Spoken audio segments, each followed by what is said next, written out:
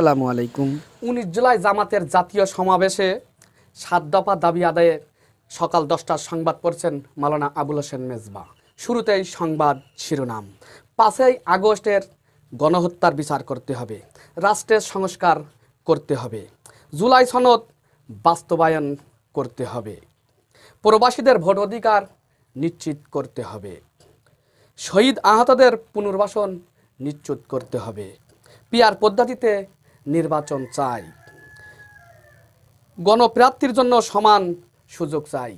শুনছিলেন সংবাদ শিরোনাম, এবার বিস্তারিত। 5ই আগস্টে গণহত্যা যারা চালিয়েছিল সেই ফ্যাসিস্ট হাসিনার বাহিনী, তাদেরকে আইনের আওতায় না আনা পর্যন্ত কোনো নির্বাচন হবে না।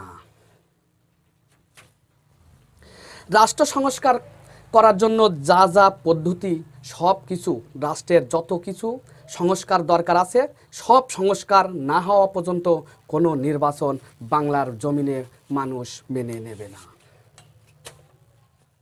জুলাই সনদ বাস্তবায়ন করতে হবে। যারা এই বাংলাদেশের অক্লান্তভাবে নিজের বুকে তাজা রক্ত ঢেলে দিয়ে এই বাংলাদেশকে আবার একবার নতুন করে স্বাধীন করার জন্য যারা বুকের তাজা রক্ত দিয়েছেন, সেই সকল শহীদদের অবশ্যই জুলাই সনদের আওতায় আনতে হবে এবং জুলাই সনদ বাস্তবায়ন করতে হবে। প্রবাসীদের ভোট অধিকার নিশ্চিত করতে হবে। যারা প্রবাসে আছেন, এই প্রবাসীদের ভোট অধিকার নিশ্চিত না হওয়া পর্যন্ত বাংলাদেশে কোনো সংস্কার আর হবে না, বাংলাদেশে কোনো নির্বাচন মানুষ মেনে নেবে না।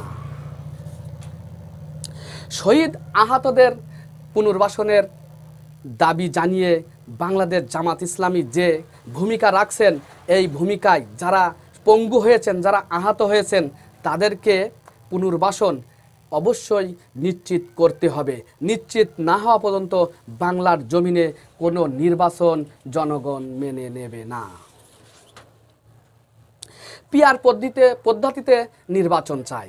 পিআর পদ্ধতি ছাড়া কোনো জনগণ এই নির্বাচনে অংশগ্রহণ করবে না। পিআর পদ্ধতি এমন একটি পদ্ধতি, যে পদ্ধতিতে যে যত পাচ্ছেন ভোট কাস্ট হবে, সেই অনুযায়ী সরকার গঠন করবে। তাহলে এই পদ্ধতি যদি বাংলায় জমিনে যদি একবার জারি হয়ে যায়, তাহলে আর মানুষের দুর্নীতি করার কোনো সুযোগ থাকবে না। সবশেষ যে গণপ্রার্থীর জন্য সমান সুযোগ প্রয়োগ করতে হবে। সবাই সব প্রার্থীর সমানভাবে গণ অধিকার, সমানভাবে সব প্রার্থীর সমান অধিকার নিশ্চিত না হওয়া পর্যন্ত বাংলার জমিনে আর কোনো নির্বাচন হতে দেওয়া হবে না। সংবাদ এখন শেষ হলো।